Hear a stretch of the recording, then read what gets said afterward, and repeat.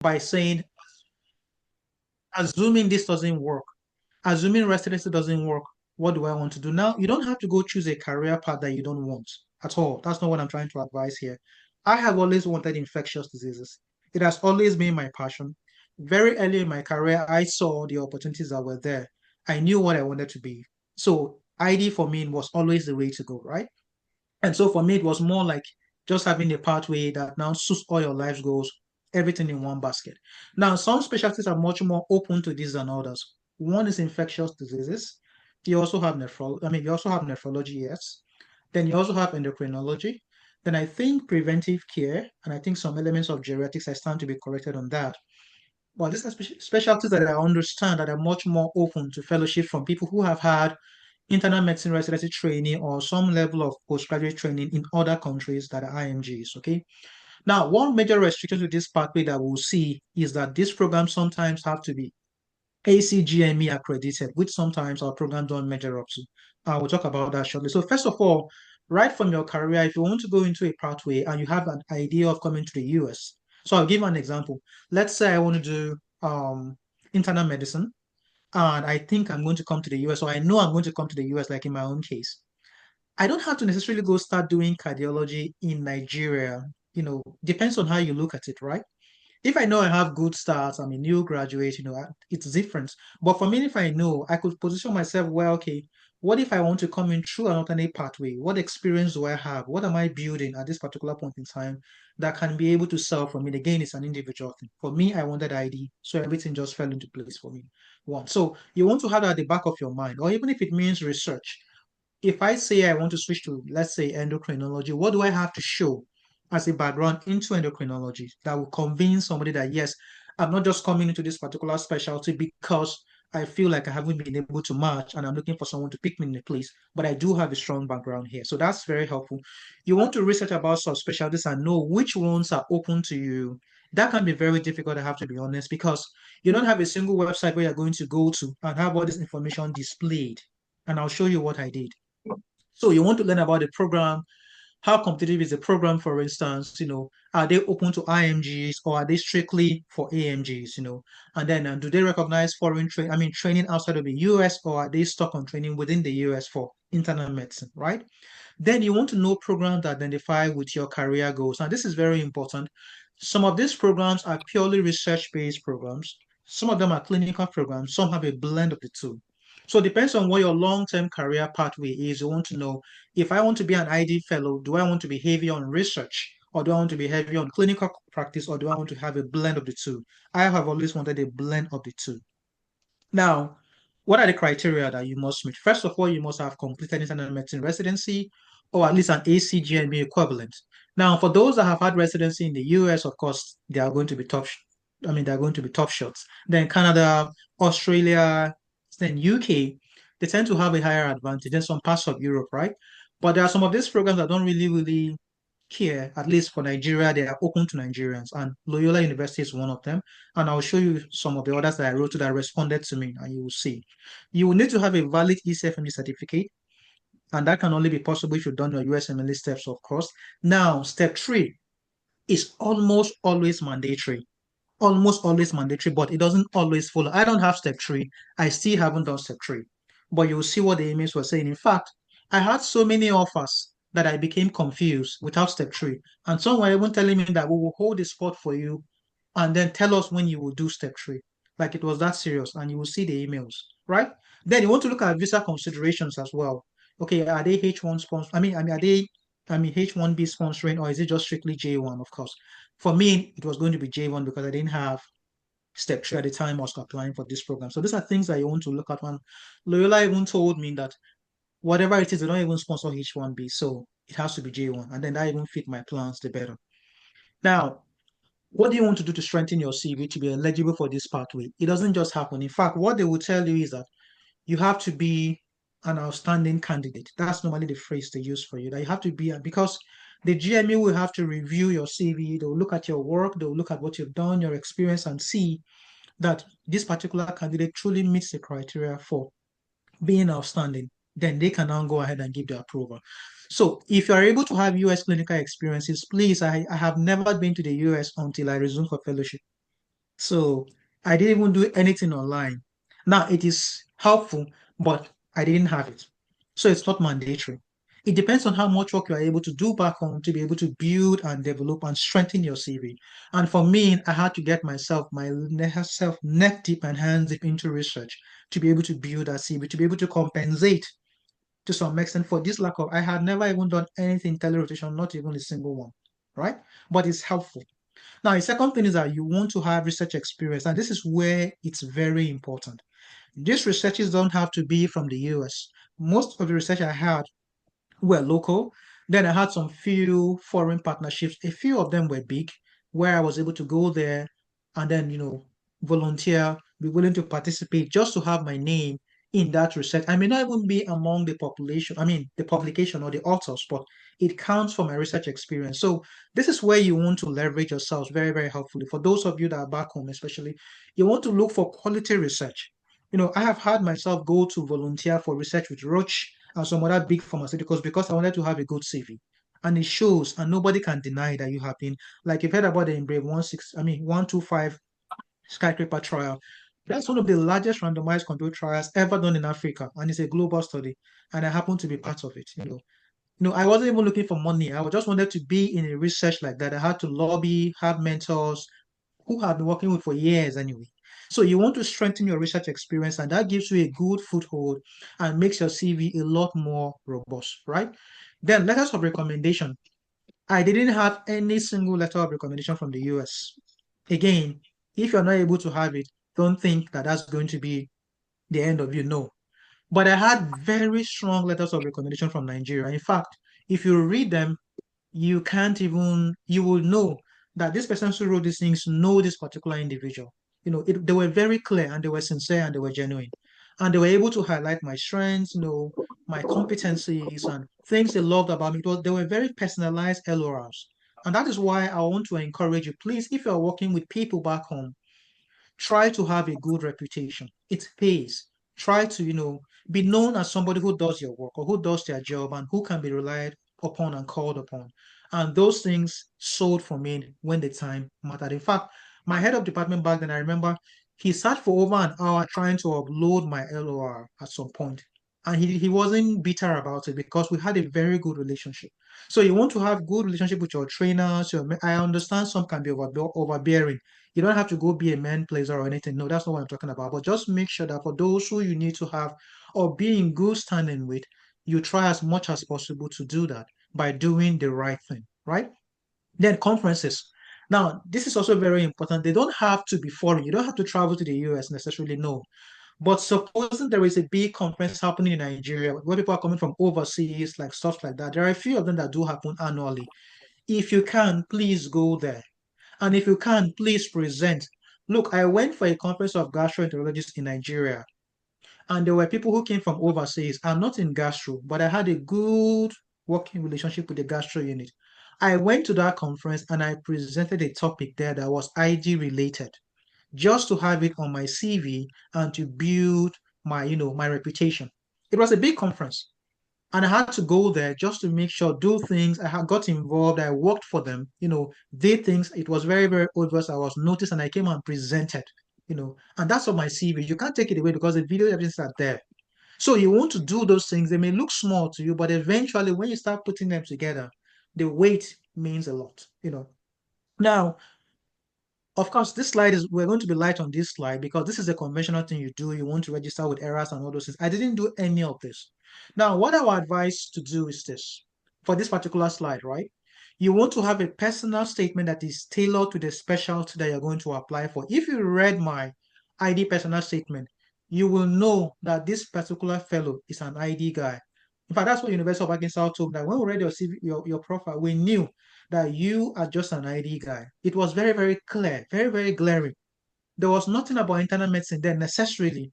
It was purely ID, highlighting my HIV experience, my work with the West Africa Center for Infectious Disease, the trainings I had undergone, my research publications, everything was so clear that this was infectious diseases that I was going for. Okay, so you want to have a tailored personal statement that is well written, reviewed by trainers and superiors who are mentors who have experience to show that you are deeply involved in the specialty that you're trying to apply for. You also want to have CVs and CVs that are also tailored towards that line as well. Now I had to refine my CV.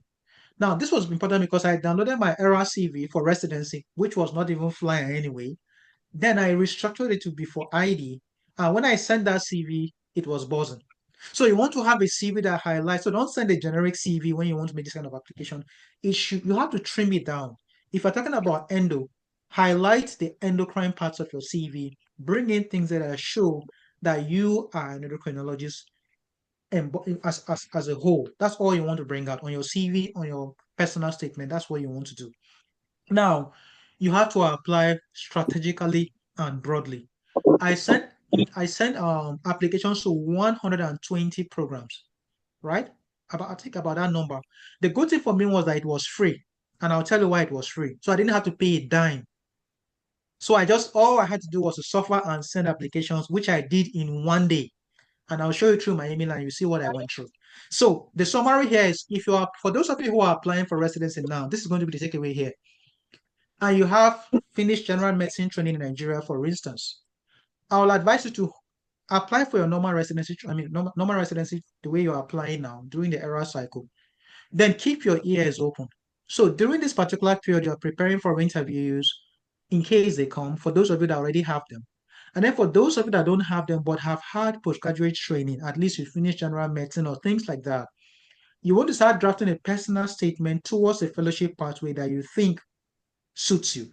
Is it endocrinology? Is it, infectious diseases? Is it nephrology? These are the ones that fly. You want to start tailoring your CV towards that particular line. Then you can now wait, right?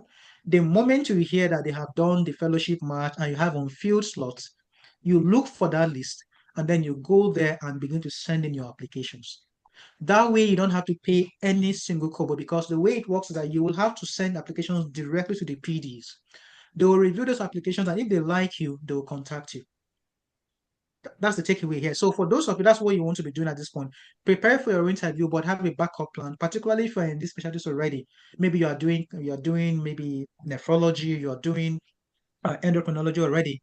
It's an edge for you. Now that things have come up with J1, it may be a little bit difficult, but you still want to keep an eye open. Just make sure that you package yourself as an endocrinologist, as a nephrologist, as an ID person, so that when somebody reads your application, they see an embodiment of the specialty that you're applying for. That is very, very key. Then you just send them. It's going to be free. So you're not going to be limited by finances. Just send them. Those that will say no will say no. Those that will respond, right? So you won't lose anything either way. And that was what I did. Now, I talk about LORs, very important. They must not be from the US, but please do not send flimsy LORs. You want to have LORs that are very well structured, that bring out your personality and show that the person writing has worked with you because you want to give it your best shot, you know. And then one usually must be from the current program director. That's for internal medicine. It's normally a requirement. I had to get one for the program director for internal medicine. In fact, me and him were friends already. So when I told him about LOR, it was more like a walkover. He was just going to write it the same day and send it to me. And he wrote it very well, very, very well. Then you want things that highlight your clinical skills, your research experience, and then are also heavy on your work ethics. So this is very important because these things must be well articulated and they must be well captured when these documents are going out. Okay. Now, interview preparation, very, very key.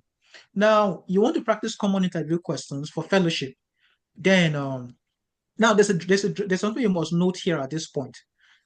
The day I was to have my interview, I remember about 1 hour into the interview, someone from my group, that's my normal Jewish practice group, called me, and then they were just checking up on me, and she told me something that, look, Dr. Kajo, remember you are applying for fellowship. I will never forget that. You are applying for fellowship. I mean, you are doing fellowship interview rather. Demonstrate and show them that you are a big guy who wants to do fellowship. Because I was going in there almost with the same mentality of residency. No, no, no, no. She told me that, look, remember that you're going for fellowship. Let me tell you, my interviews were conversational. In fact, I totally dominated the ring because I had to say to myself that, look, I'm doing ID in the tropics. What do you want to tell me? I'm telling you what I see. So in fact, I was so calm, so relaxed, and let them know that, look, I'm telling you what I do. I'm not trying to make up stuff. And that's what the interviews were about. Because in fact, they will ask me, tell us how was your week like? So I take you through my week in the ID clinic, how many patients I saw, the cases I saw, and then I'll now show small stuff because I wanted to know that I'm telling you, and that this particular guy is genuine. I tell you about Lassa fever, how many cases I saw, how we manage. I know they are not familiar with those things. I tell you about cholera. I'm not trying to show stuff, but I want to let you know because if you ask me a question, so how many cases have you seen? I will tell you those. I won't just say I saw malaria. No, I will tell you I've seen this particular case. This is how we investigate. This is how we might briefly, not talking too much. So you know that this particular person has been doing these things. In fact, let me tell you, my PD for Loyola told me that I do not have your ID experience. She told me that I do not have your ID experience. That's after during the interview, and there were three that I don't have your ID experience because I know that what you've seen, I have not seen them, and I'm being honest with you. But we know we have our own strengths, and you have your own strength because it was very convincing. We will teach you antimicrobial stewardship and transplant medicine, and then you will teach us tropical medicine. That was what we were talking about at the interview. So you want to show that you are really who you are and you are genuine in the interview. It's totally different. It was nothing about tell us about yourself. No, that's not the interview. It's going to be an interview of showcasing that yes, can we trust this guy? Does he really have the requisite experience that he claims to have? Then you want to show commitment to the specialty when you talk in the interviews in terms of are you really doing this thing? Have you really been trained? Do you really have the exposure? All right. Then show teamwork and competency as well, right? So you must prepare to discuss future plans because these questions will come up for those of you that will have interviews for fellowship. Like, so what's your long-term plan? In fact, I remember when I interviewed for Buffalo, the first thing they asked me was, let us start from here. Tell us when we train you, will you leave the US? That was the first question they asked me. That will look, I told them that no, I wasn't going to leave the US. And I told them that yes, that now we can start because that was the first thing we needed to clarify because we're going to pick you. That's what they told me. But we want to be sure that we won't train you and then you will now leave the US. So sometimes it's difficult because for J1, they're talking about coming back. Then for fellowship, they're talking about not coming back. So what do you really say? But I knew they wanted me to stay, so I told them I was going to stay, right? These are just tips that you must know that you must prepare for the interview and tell them what they want to hear. You can only know that if you've spoken to mentors and people who have been able to hold sessions for you and listen to you rehearse yourself and say things and make corrections appropriately. I had the benefit of that, so it was very, very helpful. Okay, so about research plans, one of the programs asked me, so what's your long-term plan? Are you looking towards going more towards research or more towards clinical practice or a blend of the two? I told them I wanted a blend of the two and I gave them my reasons, and the program was for a blend of the two. That is what they are for. And also it strengthened my application in that particular program. Now, this slide also may not apply. It's a typical program. I mean, a typical slide of what would happen for those that are following the normal or routine fellowship application on NRAMP and then Erasmus. For you, you want to just research programs and wait. But one thing I'll talk about here is going to be the ranking. Your own ranking is going to be different because remember, I said I didn't apply on the normal Erasmus platform, right? I had to wait for fellowship to pass, then get a list of the fellowship programs and the ID on field slot, then I now sent in my application. But I still had to rank my programs because I had many offers. That is a reality. I'm not bragging, I'm being sincere about it. It was difficult to choose, and these things were coming in a very short time of within days. So I was confused. I had to speak to mentors. I kept calling, please pardon me. What would you advise me to do? Because I was really confused. At the point, I wanted to just sign a contract and rest. Okay, so you want to know that if you have multiple offers, where are you going to go for? It may not always happen that way. If you have only one slot, take it and move on. But assuming you have two, three, four, you want to ask some pertinent questions, what happens or which program is going to be much more supportive. If you're able to have a Nigerian or somebody from your country in that program, reach out to them and talk to them, hear about the program and get to know things. How supportive are they? Is it a toxic environment? Do they really want you there or are they just picking you to fill up the numbers? It's a different thing when a program wants you from when they're picking it just to make up the numbers because they're disadvantaged. I had programs that wanted me there. So I chose the one that I felt wanted me the most. That's what I just did. Of course, it was a good program, so I wasn't even bothered much. That's just what I had to do because I knew that if push comes to shove, I want to be where I feel heavily supported, right? So the last part will not apply to us.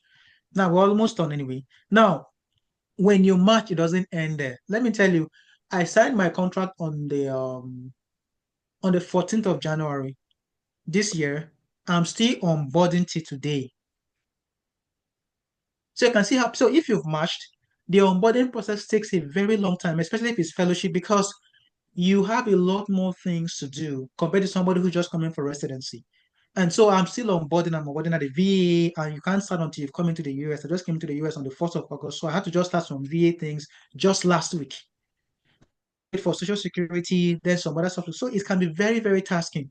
I did about 46 courses when I was in Nigeria as part of my onboarding process alone, and I'm still not done yet. So it can be very, very tasking. You must know that when you match, the journey has only just begun. And remember, you cannot default on those onboarding courses. You have to finish them because they are time bound. So it's going to be very, very intense and very, very stressful when you eventually match for fellowship, right? Of course, soap is not going to apply. We are already doing our own soap by waiting for people to finish the normal fellowship match, then applying for on-field slots, right? Now, assuming you went on matched, this may apply for those who are coming into the forum who are planning to apply next year. For fellowship, you want to be doing things to strengthen your profile. Don't just give up, right? If you are yet to take step three, you want to take step three.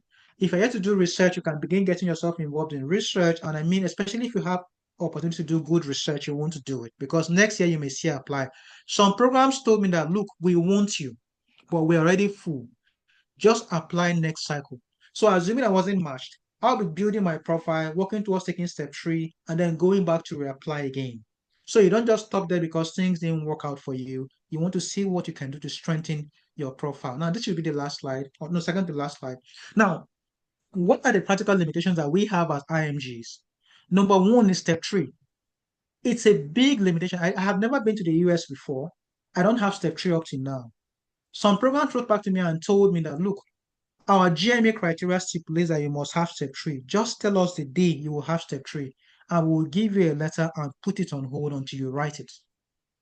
But I couldn't give them a day because I didn't have a visa. So how do I tell them when I'm going to write step three? In fact, one particular program, let me tell you this.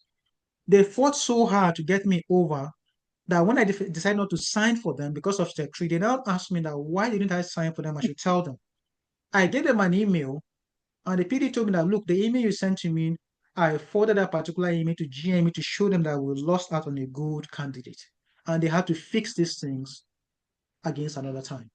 They were really, really pained. And that's what they told me that just tell us, what do you think we can do to improve that next time we don't lose a candidate that we really, really want?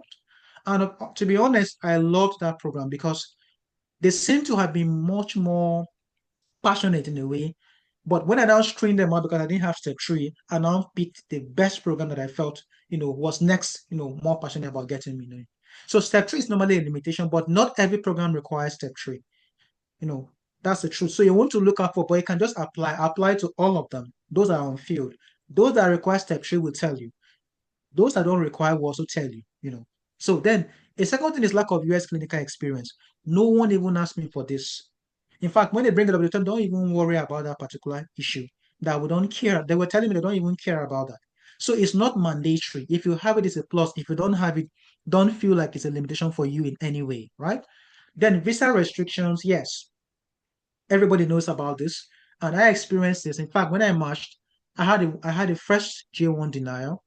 That in fact the woman denied me a visa. I was even shocked because it happens to everybody anyway. There was just no reason. I mean, there was just no reason. But eventually, I can only say thank God that at the end of the day, that got upturned, and I'm now in the US. That's all I can say. But I know that we will have visa issues at one point or the other, particularly at IMGs, and as things are going on, things are getting much more rough. So we know that can be an issue, and so programs may begin to be much more skeptical. What if we pick this particular fellow and they are not able to come over? So these are things that you want to be looking at the back of them. Even for those that are doing residency now, applying for residency, if you are picking programs, please think about how supportive they are. Are they able to defer for you when push comes to shove? Can they wait? Okay, don't just rush to choose a program because they gave you and then you run. And then you want to look at these things, especially at this particular point in time. You want to know how that plays in. Another restriction that we have is this ACGME issue. Now, a lot of programs wrote back to me and told me that, look, we want you and we'll look through your profile and you qualify, but your training is not ACGME approved, and based on that, we can't take you. That's what they told me. It wasn't because of anything. They just told me that, look, we can't take you because of this, right? So that was an issue. Now, this is the last slide. What are going to be the final recommendations? Be strategic. If you want to apply for the fellowship pathway, think ahead. What fellowship do I think I'm going to be able to apply to that my profile fits? So you can't wake up from Africa and say you want to apply for cardiology in the US after doing directly. I mean, that's going to be a long shot. Or I'm just being practical here. That's going to be a long shot, right? Now you want to look at fellowships not because they are inferior, no, but because depends on what you want, they align more with your goals. For me, I had always wanted ID. So it's not because I'm coming here because I want to do ID. No, that's what I was doing back in Nigeria. So that's what I always wanted, right? Then you want to push beyond the boundaries of day-to-day comfort. Now, what do I mean? I was an ID fellowship, an ID registrar in Nigeria or SR in Nigeria, what we call fellows here. Most of my research were affiliated to the gastro unit because the gastro unit in my country did more research than I did. And they had research on hepatitis B, hepatitis C, HIV, hepatitis B, hepatitis C, then some immunotherapy. And these are big studies and they had grants for them. I had to go join them doing their research work and participate just to build my own profile. I'm not going to be doing a research on, let's say, colonoscopy. That doesn't involve me in any way.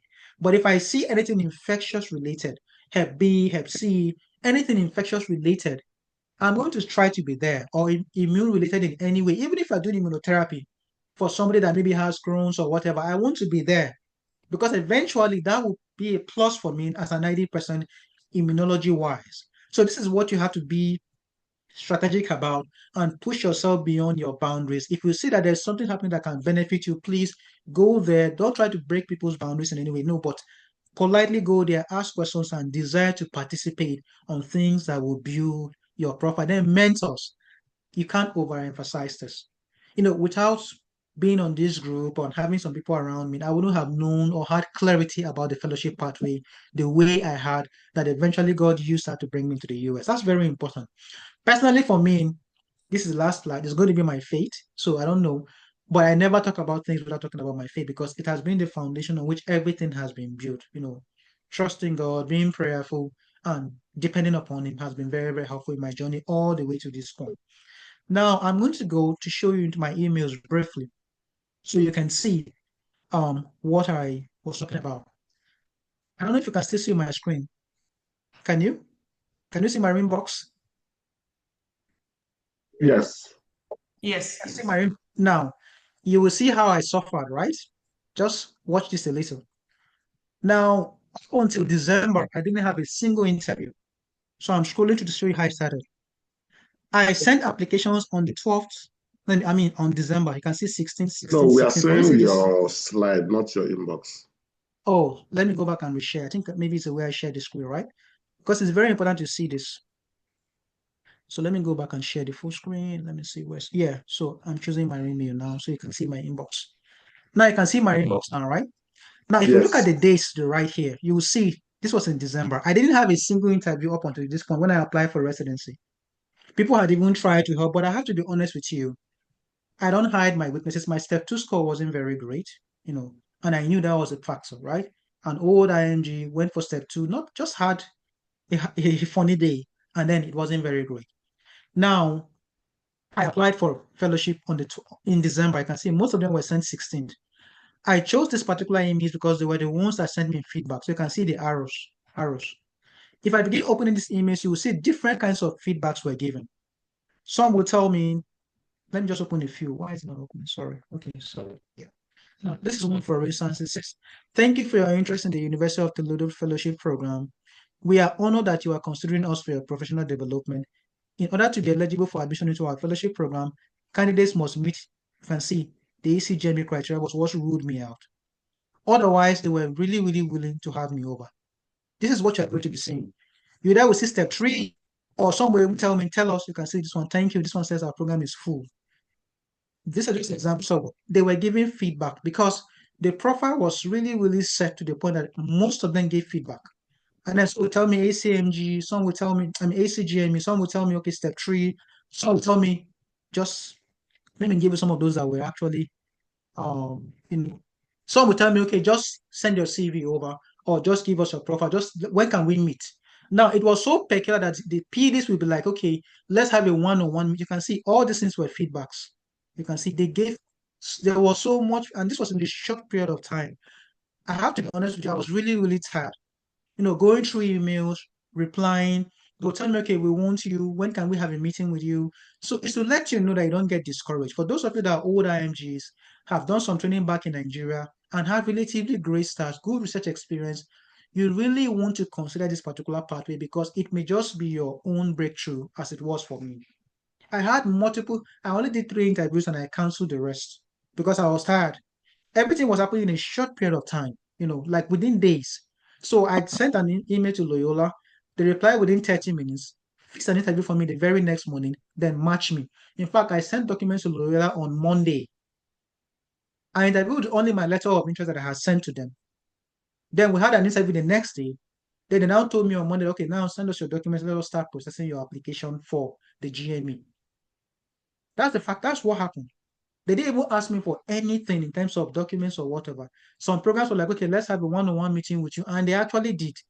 Let's see you. Let's hear from you. Let's be sure you're genuine. Then they would tell me, okay, we had 100 applications. We picked yours out and kept one slot for you. We want to be sure that you are in for us, right? Good. So this is very important, okay, that we know. So I think at this point I want to end. Now, one thing I would have loved to do, but I couldn't do was to be able to see if I will be able to select those programs that accept Nigerian trained.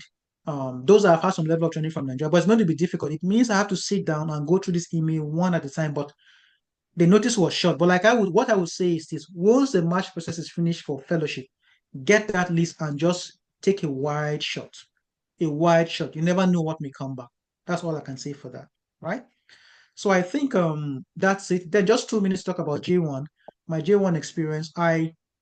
You know, like I always say, please, for those of you that are going through this pathway, never underestimate mentors, right? You want to ask questions. And there are things that you need to know. So don't assume that, things just play out. For every single thing you're doing, ask questions. Seek opinions of those who know. They will tell you things that look trivial, but those things may be tiebreakers for you. You want to choose a program, you have multiple offers. I kept asking questions, calling, okay, I have this particular offer. What do you think I should choose? It's not because I needed to just have information, and it was very, very helpful. So the same thing for J1 too. I had a J1 denier in Nigeria, reached back to my mentors, and I'm talking about spiritual mentors and then career mentors as well. Back and forth, eventually, I had to go to another country to have my J1 interview. In fact, I had to practice for my J1 interview. I know when I went there for the second interview, it was only 2 questions. My interview was just a minute, just less than a minute, and that was it. That's with a previous denial. Yeah, just 1 minute, and that was just it. You know. So I really want to say I thank God that I'm here. It's been helpful. Things were looking really, really grim for me, but eventually things worked through. And my program is really, really happy to have me over. They say that every day. So it's just to encourage you that you don't give up and keep pushing. So thank you. And at this point, if there are questions, I think I can take them now. Awesome story. Awesome, awesome. Thank you, Dr. I think, Kajo. Thank you for sharing. Osimo, I was gonna Yeah. say, just keep in mind though that it's did I, it looks like you prepared for an hour. So usually it's 2 hours. Yeah, I prepared for an hour. Yeah, that was it. So I was rushing. No, no problem. We can Okay. now we can now talk and then have it make more Okay. conversation. So But that's good yeah, because go I ahead. felt like, man, you are like trying to go by the book, by the bomb, and you are like really on point. Which is Yeah, really great. It's excellent that you can actually deliver within an hour. That's impressive. yeah, But yeah. so maybe now is to No, kind we of have more things to this talk year. about. Yeah, Yeah. I can now elaborate on something. Then I can go through these emails and show you practically what they were saying. It will make more sense to you. I felt overvalued. Let me be honest with you. In my life, because when I wasn't getting interviews, I felt depressed. Not depressed as in men, but I felt low in my academic career. I have never felt that way. And so no interview was coming. When these things began coming, in fact, they would tell me that you are a great candidate and we want to get you in the program. That's how bad, that's how it was. And you will see the emails and see it for yourself. So I really, really felt like, oh, thank God, this is what I had been wishing to hear. It wasn't that I was that bad after all. You know, that's what I was feeling like. So I'll take questions that we can now discuss some more details, and then I'll open this emails and show you so you have an idea that it's worth giving a shot at, right? Okay, so I think We we can have take questions. Dr. Nkwanta. Please unmute yourself. Yeah. Hi, good evening. I go by NK. So my question is because it's kind of interesting we're having this conversation today because there was a time I thought about this alternate pathway, but my big question is how do you even know the specialties that um allow someone to do fellowship before residency? Like which specialties? Hmm. How can somebody find the list, right? And what's the time frame like? I know you said something about December because I know the fellowship cycle is currently on now. Yeah. Like, so what's the timeline? Like, Yeah. Right. So I'll answer those questions right away. Now, first, and there are multiple and things. Yeah. also, Yeah. do Go I ahead. Yeah. do I have to register? How can I get access to the list? Like, do I have to also register apply for fellowship, right? So that I can have access to the Yeah. list? Yes. So you've asked multiple questions, and I'll answer them one at a time, right? Now, first of all, if you talk about programs that Okay, allow you to sorry. do Okay. that allow you to do residence, I mean fellowship before residency. Now, there is no you don't have like a list for it.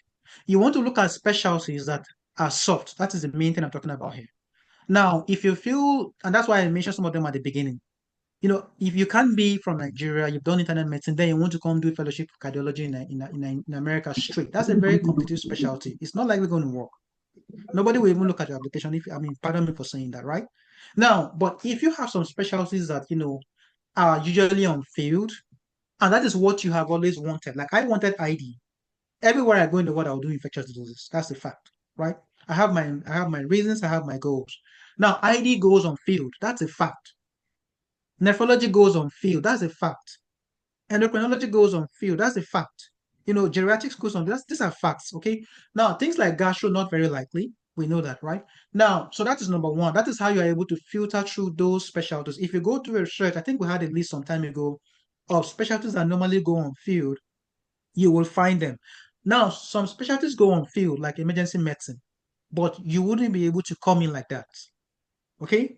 Except you're coming into residency, right? Because it's a different kind of specialty on its own. So that is what you need to first of all know at the back of your mind that there are some specialties that don't usually go, that normally go on field, and they're kind of like softer, okay? And these are the ones I mentioned. There may be more out there. People can tell us more if they know, but these are some of them. Now, for the programs, I wouldn't recommend for you to go register on ERAS that you want to apply for fellowship directly as an IMG who is coming to the US the way I did. No, I didn't do that.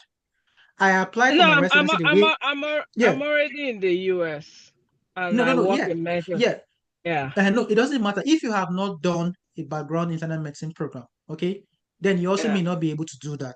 Do you have any medicine training, maybe like something internal medicine or anything like that in Africa I know before or anywhere? my background is in psych. I'm working as a psych MP, so anything I'm doing is gonna be psych oriented. Yeah. So I wouldn't have complete information about psych, for instance, but I do know for internal medicine, for instance, if you are currently doing internal medicine residency in Nigeria, you're an SR, which is what we call it, somebody who has done general medicine and passed the exam, whether West Africa or or whatever you're doing, or the Nigerian exam. In fact, let me tell you, most of them didn't even know how residency was structured. All that they knew was I told them that I had done general medicine. So they were even asking me during interview, like, tell me how is the residency program in Nigeria structured? Because some of them were doing this for the first time because they just wanted me. So they were willing to go out of their way. So they were even asking me, even my program that I'm doing now, they some things they actually learned when they picked me because of some of the deficiencies that were there. So they had to now learn. I was going to research and telling them, so we're learning together right now. Back to your point, to get the programs, you have to know which programs are soft, and I mentioned some of them, right? I mean, the specialties rather. For the programs, there is no list that you can get that says these are the programs that carry people that have done some training from Nigeria. You wouldn't get a list like that. The list you will find is a list of the specialty that you are interested in after fellowship match. Then you can now apply to all those on-field programs. Those that will respond to you will respond to you. Those that will not, period. Does that make sense? Yeah, Then, that makes yeah, sense. and remember, you don't pay anything when you're applying Okay, that I way. see. You just send your details to the PDs, they look at it, and if they want you, they will give you a feedback. together with the program coordinators. That is all you do. Now, for me, I did it in December, not because I did it, I was waiting, but that was when I found out and had clarity on the issue. If not, in fact, that's why some of them told me that, look, you came in a little bit late. Just apply next cycle and we will pick you. It was in December I got to know about. I didn't know. So some of them were already full. That's the reality of the matter. So what I'm saying is that the earliest you hear about it, go ahead and apply. Now, what sometimes will happen is some of them will look at you initially.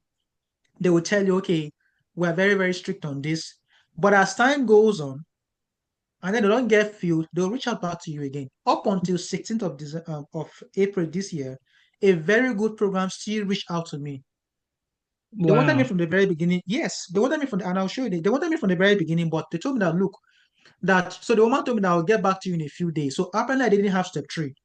So she wanted to go and ask GME if they will allow her pick me without step 3. So when she went to GME said no. So she now wrote back to me and told me that, sorry, that the program said that you must have step 3. But when she didn't, but she wanted me, you could tell from her response, that's the PD. So as late as April this year, 16, she wrote back to me again that, look, that I still want you in the program. Tell me when you will have step 3 or when you plan to take it, and we can allow you to resume off cycle. Wow. Yes. So that's so you lose nothing by applying, because when they're getting desperate, they may still reach out to you. Initially, they may tell you you must have step 3, but eventually, sometimes when they don't get full, they may have no choice. It was a very good program. That particular was a very good one. But they were like, okay, now, and of course, I had another good program. Already signed contract. So I wasn't even bothered about. I just wrote to her back politely telling her that I'm very grateful that you still had me in mind, but I have already matched, and now I'm no longer available. That kind of stuff. So you lose nothing. The earliest you hear about it, just keep your ears open. Once you hear that there's a fellowship match and it has been complete, you will see it on the group. Congratulations and whatever. Look for that list. It will show up somewhere on the group. And then it depends on what specialty you think you are tailored for, you have a good profile for, you have a good CV for, apply for that particular program. If there are 1,000, please just apply. For me, you can see it was December. I did a lot of things in one day. I was looking for a slot now. What was it? That was the least I could do, was to sit and I sent them tailored, structured emails, being very careful that I don't make a mistake. So if I'm sending an email, I had a customized email, but I make sure, and what I did was this. I'll tell you a secret. All those programs I applied to, right? I'll go to Microsoft Copilot. I wasn't using ChatGPT that time. I went to Microsoft Copilot and I'll just type online, tell me the peculiarities about these particular programs. ID fellowship about this particular program. It will tell you. It will tell you, for instance, Loyola University ID program has this, and this. I will now bring out those things and then put it into that particular email for Loyola and tell Loyola that I'm applying to your fellowship on ID Loyola University because you have this, and this. It was very clear. So when they interviewed me, they would tell me that you have already researched our program. I didn't spend more than 4 hours doing this thing for all the programs. You can open Copilot in different pages. That's what I was doing. If I tell me the peculiarities about it, will go to their website and it will summarize it for you and give you details, and it gives you correct information. I don't know how, of course, it's AI, so it does it. So it will tell you, for example, you're applying for, let's say, so it's easier. That's what I did. So I sent them customized emails. The name of the hospital will be there. Then the peculiarity of the program will be there. And it is clear it's for that particular program. I don't put the name of PD down, no. That's what, so when they think that they are the only ones you are applying to, that's the way it comes across. I don't know if that makes sense to you. Those are things you want to do. So that's what I did. So once you have that list, you just sit down, look at the programs that are on field, just send them. Those that require ACGME will tell you. Those that request a tree will tell you. Those that don't want to will tell you. And if they don't respond, fine. But at least somebody would respond to you. I didn't use any token. I applied after fellowship match. So when you apply after fellowship match, it's like soap in a way, but not really. So what to do is that they will tell you that if you want to apply, just send an email to the PD and or the program coordinator. That's all I was doing. So I didn't spend a kobo or a cent or a dollar. I don't know if that answers your questions. Was there anyone I missed before we go to the next one, Dr. Nkunta or NK? I believe I answered all your questions, No, right? yes, you did. Thank you. But it's Well, still, I'm still wondering how, I guess the easiest way to get that list, I don't know, is pretty much maybe just um because if I don't apply, then I can assess the on-field positions, right? Or I have to have no, someone no, send it to no, me. no, no. Once the fellowship match is over, there's Uh-huh. going to be a list of on-field slots for different specialties. That is what you want to be looking out for. That list is there, it's public, it's not hidden. Oh, The really? programs Where? will Where go. You just wait. is Just there keep like a when you website hear that for it? there's I don't somebody may answer that better, but just know that somehow that list will come out. Just Can be I on the can lookout. I step in Somebody here, may give more right, information. Dr. Kajo? So, Dr. Yeah. Okwata, that there's no website for that list. That list is Yes. ideally is exclusive to those who is accessible to those who register for the NRMP for fellowship, but Yeah. people paste it on groups, Yeah. either Okay, I You will see. see it. Joy's group, any group, people will paste it, even the Yeah. residency one, people will paste. Just wait for that Okay. time. The match is December 1st, I think. So Oh, that list will be available after December 1st. You will see it flying around. okay, I see. Okay, awesome. And, so, Thank you and so much. I appreciate it. somebody said Reddit in the chat. So Reddit is another place you Mhm. can find it. Before we go to the next, Okay. Dr. Joy, please go ahead. Yeah, NK was asking. So the it's also not limited to. I know Dr. Kajo had mentioned. It's of course because it makes sense because you're internal medicine trained. So Yeah. of course you gave Mhm. geriatrics, internal geriatrics medicine, infectious disease medicine, nephrology medicine, and I think you And which other one? endocrinology. Endocrinology, Endocrinology. endocrinology also, and I know some other ones, Yeah, there are some radiology, others. yeah, radiology. Now for psychiatry, we do have child and adolescent psychiatry, which does not even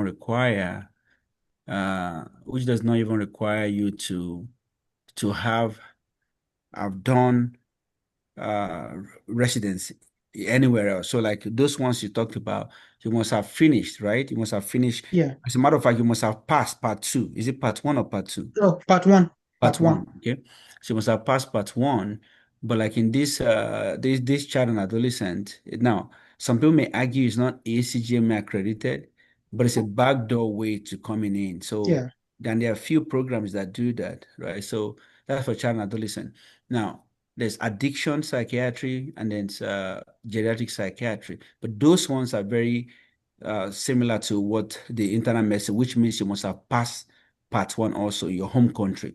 Anyway, I would say outside the US. I think it also kind of reminds me of the fifth pathway that used to exist before in the US. I think that fifth pathway came about in the 71s and eventually I think they finally stopped doing that in 2009. And I think the whole concept of that fifth pathway was for American citizens or people that went to train outside, if you are trained outside the US, and you're trying to come back into the US to practice. So they just created that fifth party so that way you can come in and do your one whole year, like technically like 50 of medical school, one whole year of uh, supervised uh like all this externship pretty much, right? So your either your school sends you or you come in as an individual and come and do like 1 year of clinical rotations, and then you can apply for residency because you've already had that 1 year to go through the US system.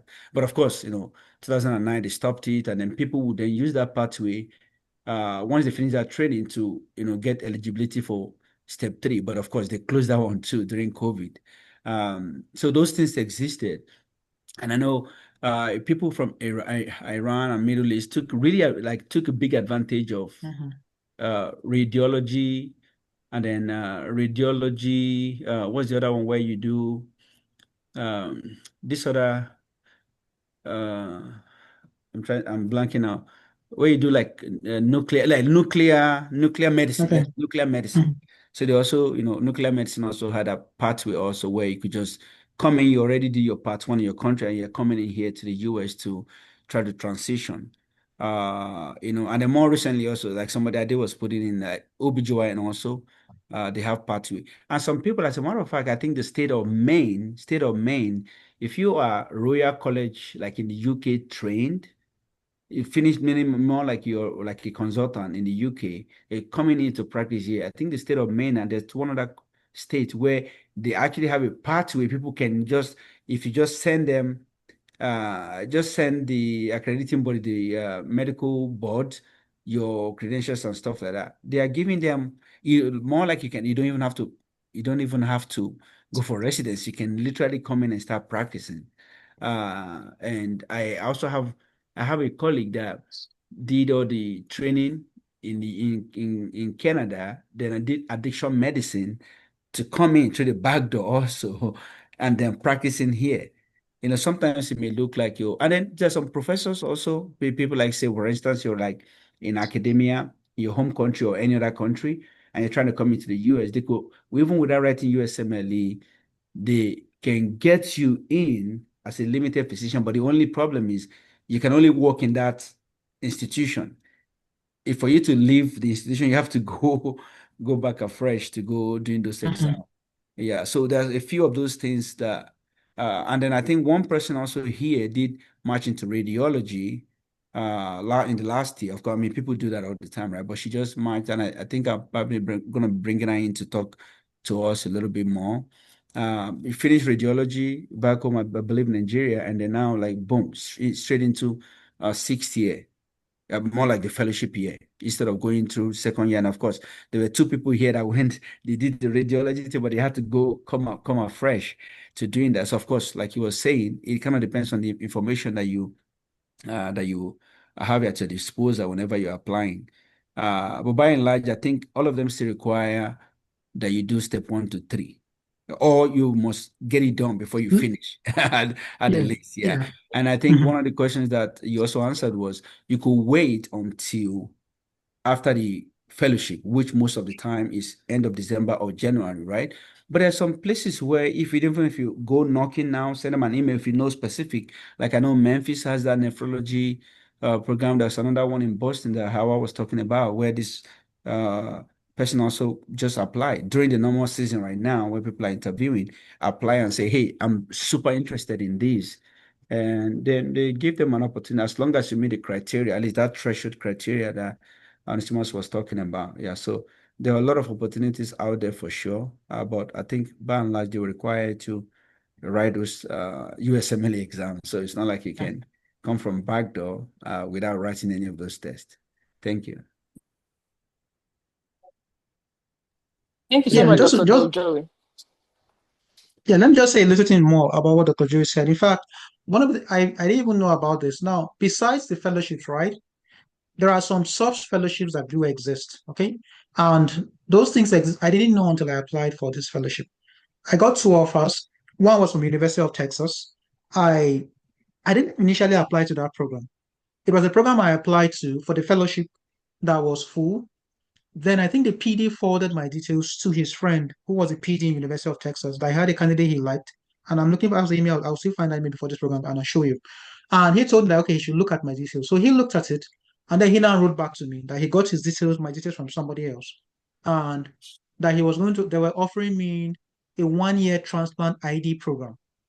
So you can see you have specialized soft trainings like that do exist, right? So it wasn't a full ID, but in fact, he took time telling me about the ID program, what I stood to benefit, and then what I was going to get. Then I also got another one for HIV, just advanced HIV care for 1 year alone. That also told me that they were full, that I came in late, but that they had vacancy for a 1 year just HIV training for ID people who had interest in ID. So that if I was willing to take that, I could let them reply to the email and they would give me that slot. So there are many options, but like I said, information is very helpful. And if you don't know, you get stuck on doing the same thing, trying the different pathways and all those kind of things. So for me, that's what God used to bring me here and open doors for me. I could see that there were many things. That's from those things alone. So it's for us to know that the more we share, the more we let people know, the more options they can know that they have at their disposal and try to explore whichever one works best for them. Right. So thank you, Dr. yeah, so Kajo. So for the people who have their hands raised up, this is how we're going to do this. We have a couple of questions on the chat. So I'm going to read some questions from the chat and I'll come back. So we'll do questions from people who want to speak and then we'll go to the questions from the chat. So right quick, from the chat, I think we'll answer the first question. This person is saying, where do you get the on-field fellowship list in December? We already addressed that.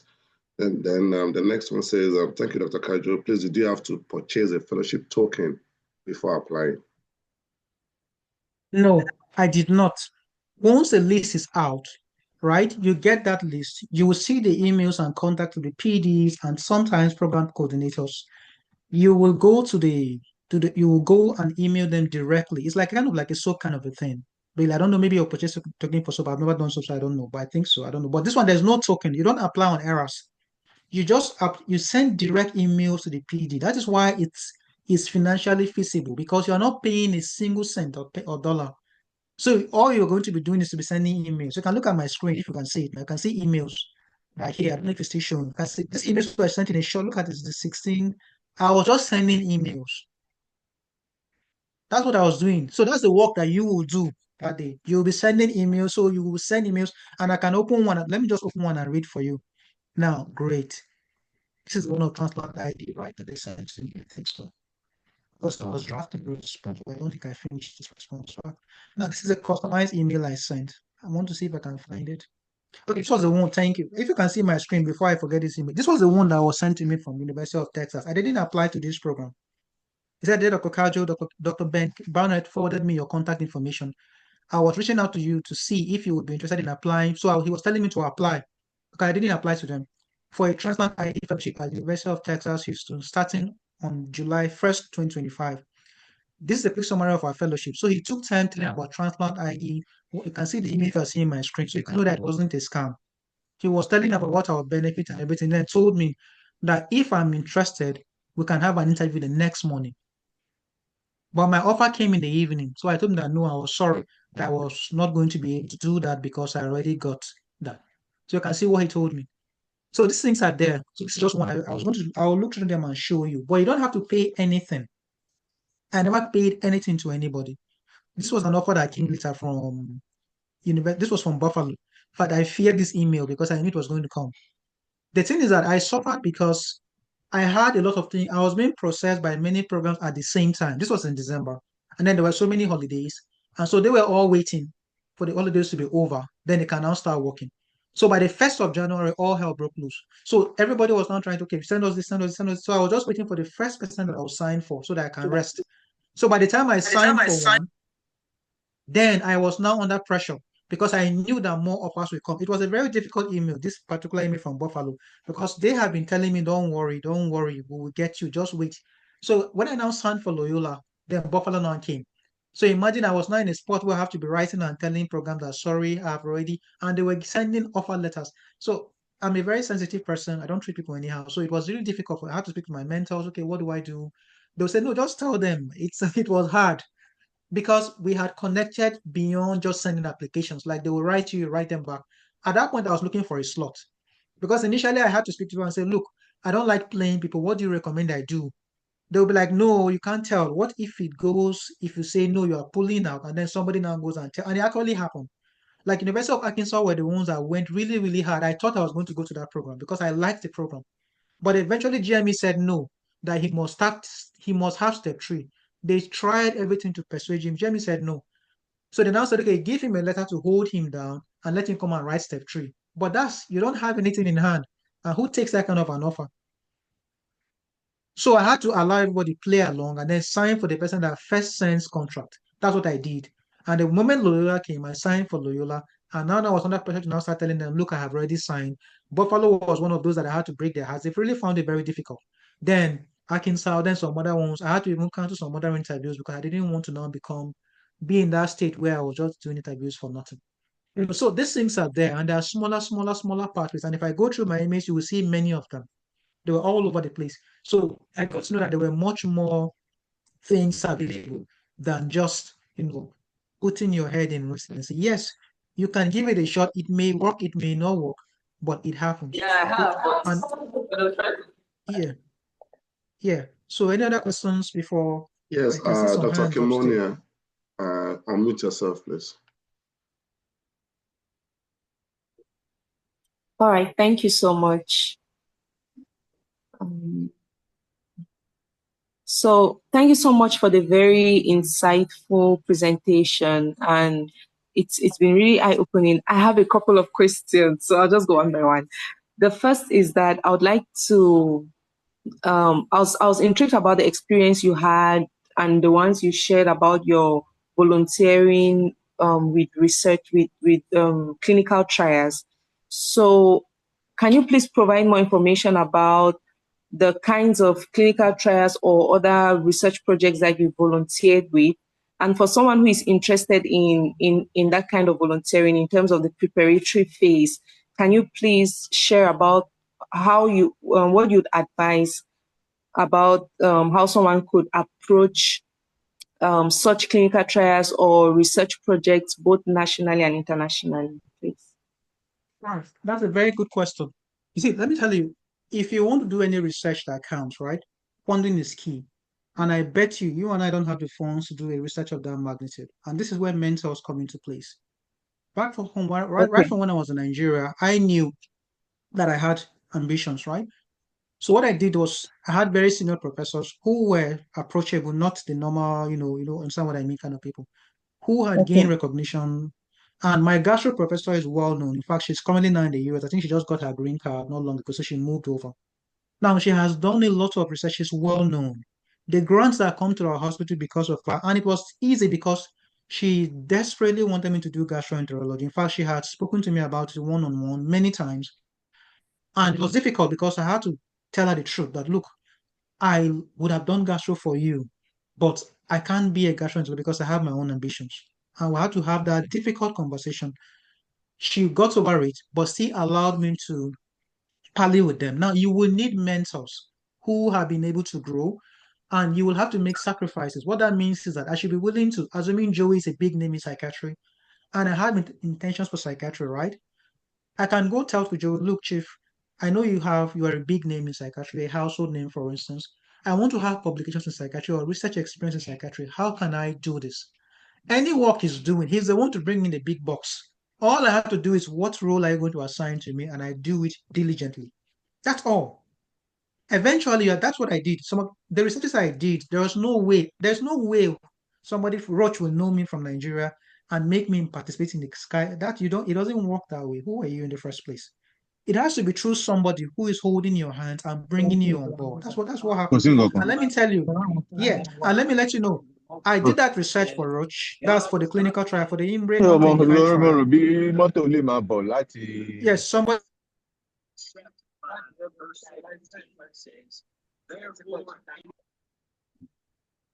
Sorry about that. I just muted that person.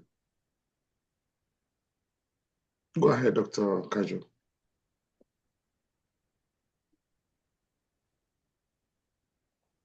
Dr. Kajo, unmute yourself. Right, sorry. So I was saying that Roche doesn't know me, for instance. So you need mentors. So if you go to Joey and you have interest in psychiatry and say, Joey, look, I know you're a big name. Can you, whatever research you're doing, bring me on board? But the reality is that sometimes people look at short-term gain, let's be honest, against long-term Yeah. ambitions, right? I did research for gastro. There are many gastro SRs were not involved. There are many researchers in gastro, the many SRs in gastro that are not part of the skyscraper study. Eventually, we were paid and we're paid well, but that was not my initial I didn't even think that we're going to be paid. All I wanted was this is a new study that has not been done in Africa before. How can my name be there? And it involves immunotherapy. If I have to work overnight, I will do it to be there. That's my own kind of person. That's the only way you build a tangible research, profile. Because you can wake up now and do any big research that will count. It may be something better than nothing, but for it to pull weight, you have to shadow other people. That's the only thing I can tell you from my own experience. Yeah. I don't know if that answers all your questions, Kimonia. If there's anything else you want to ask. Yes, thank you so much. That answered that question. I have another question. I don't know if it's okay for me to go ahead and just ask. Go ahead. Okay. Yes, so my next question is about your training program when you did your residency. Was there at any point during your application where it came up that they were asking about the accreditation of your residency program? So I'm from Cameroon, and there are different training institutions that do residency. So are there certain things that one should look out for if they're in residency or if they want to get into residency in case they have this kind of plan for the future? Yeah, they will ask you. Now, they asked me for my certificate of my step one, my part one. In fact, what I even sent to them at that I sent to them was just a research. For those who have written West Africa, you know, there is that letter they sent to you initially, not even the certificate that states that you have passed. In fact, I felt that was much more important than the certificate because it was clearly written there that I was permitted to go ahead and do fellowship. That's that particular pass letter they sent to you. It's written there clearly that you have passed, internal medicine, whatever, and you are therefore permitted to go ahead and look for fellowship. So it was clearer to them because they don't understand our pathway really. They had to Yeah. ask me like two different videos ask me, so tell us about residency in Nigeria. How does it work? So I had to break it down for them, let them know we do general medicine. We have two different faculties or colleges, the West African College and then we also have the National College. But I was doing the West African College because it has a wider coverage. I was telling them that at the interview. They didn't know that.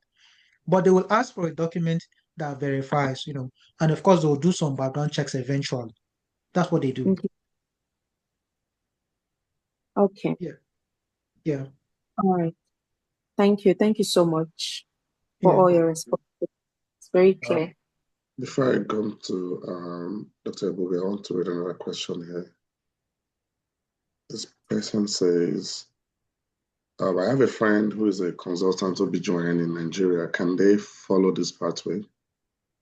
I think Joey mentioned something about that there is something like that for OBGYN. I don't have the facts on that, but it's better to ask. Maybe those who are in OBGYN may be able to give us better answers. But I know that there may be something like that. But again, I know it's easier for less competitive specialties, right? The more competitive the specialty is, the more difficult it may be. If you're really, really a stellar candidate, maybe you have something that really, really draws, and they may want to pick you, maybe like go beyond the boundaries and bring you in. But for internal medicine, I know it's easier.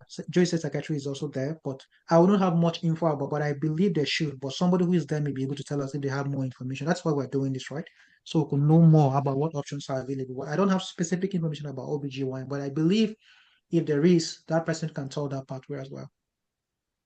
Thank you. Yeah, I think I'm aware there is, but I think I'm not sure if this person reached out to me before, but I'm not sure your consultant has written USMLE because I think it's clearly stated that Yeah, your person must have written the USMLE. So at yeah, least yeah. ECFMD certification, yeah, is needed. So It's I'm not sure needed. about step 3, but I want to think so. But at least the first, you must be ECFMD certified. It's the same thing for pediatrics. There's people coming in once you're done. I'm not sure if part 1 or part 2 in your home country, coming here, there's a pathway also but they can, of course, they will only waive, I think for pediatrics, they will waive only the first year for you and you can get started from second year. But talking to people that have gone through that, I mean, even on the platform, people have gone through that. But those that went through that, they will share the experience that it was really, it was tough. It was tough because like just coming from outside and going in, boom, getting slammed into second year. So there's a lot of expectations. Yeah, So yeah, people will judge you and stuff. People will judge you. I mean, honestly, I'm sure even right now as a yeah. fellow, there will be a lot of judgment behind the No, scenes that, yeah, yeah, yeah, and stuff like yeah. that also, No, no, yeah. no. Yeah, the whole thing about it is that right? You have your own strengths and you have your own weaknesses. That's one thing about that's the good thing about infectious diseases. Now, I always told my students back home in Nigeria that one thing I like about infectious diseases is this. If you're, let's say, cardiology, neurology, if you're in the US, you have a very advanced training, you can go anywhere and shine, right? If you're an ID person there for 10 years and I bring you to Nigeria, you will learn malaria from a medical student. That's the way it is. That's the peculiarity about infectious diseases. That's the truth about it. Let's be honest. I've had professors that came from the US when I was back in Nigeria and they saw things there for the first. They have not seen, somebody has read about Lassa, but they have not managed a case of Lassa. That's the reality. They have not seen one. They've not seen diphtheria. Those things, the US has gone beyond those cases. They've never seen filariasis. They've not seen. So you can't. So when it goes into, like yesterday, I was rounding one of my attendings, and a question came up. Right, there's a patient who had breast cancer, a male, and so they need research somewhere and saw. I'm just giving an example that okay, there are some parasites that can cause breast cancer, and came to ask her. So because she's been trying to look for a possible cause as to why that happened, and so there was this intern from medicine. He's a white guy. Came in and was like, okay, he saw about something about schistosomiasis. Yes, It's debatable. That link has been there. It doesn't really cost it. Doesn't really not cost it. She told him that, well, she doesn't know any parasite that causes or increases the risk of breast cancer. But when the resident mentioned it, I had to now tell it because initially I wasn't going to say anything. So it's all like they were showing. I had to like, yes, there are some studies that have linked some of those things to breast cancer. But the actual fact, from what I know, I can be wrong, is that when you do a biopsy eventually, what they have most times is more like deposit or calcific deposit within the breast tissue that look like breast cancer, what they call pseudo breast cancer. She doesn't know that, and she was very open about it. But I have had more experience with those kind of things, so it's what you would know. So they respect you for what you know, and you respect them for what you don't know. In fact, she said it from the very beginning before I came to the US that look, there are things that we will learn from you, and there are things that you will learn from us. So we already have that understanding. You can judge me how you want, but any day that you enter my own specialty, you will learn from me. It's as simple as that. It's peculiar for infectious diseases. Let's be honest. Some other specialties, yes, but again, so what's the shame in it? I'm here to learn. You can judge me, it's not going to be there forever. Highest maybe how many months? I would have picked up. That's it. Especially if you have a good support system. I came here, I didn't know anything about Epic. That was my biggest challenge in this hospital. Epic was really, really doing me in because it's so complex. But that's what I had to spend time learning and learning because I have no problem seeing patients. You understand? In fact, they even would tell me that, look, you have a very good rapport. Let me tell you, my PD went to see a patient I saw, and the man told her that, look, that the Nigerian guy is the only one that talks to me in this hospital that I understand what he's saying. And there's a reason why, because I'm counseling my patient, I take time to talk to them one thing at a time. But you come in and speak your American English, you assume they understand it. They will hear the English, but they don't get to have time to process what you're saying. But for me, I break it down for them one thing at a time. This is what I'm saying. This is what I mean by this. So do you understand? Do you have any question?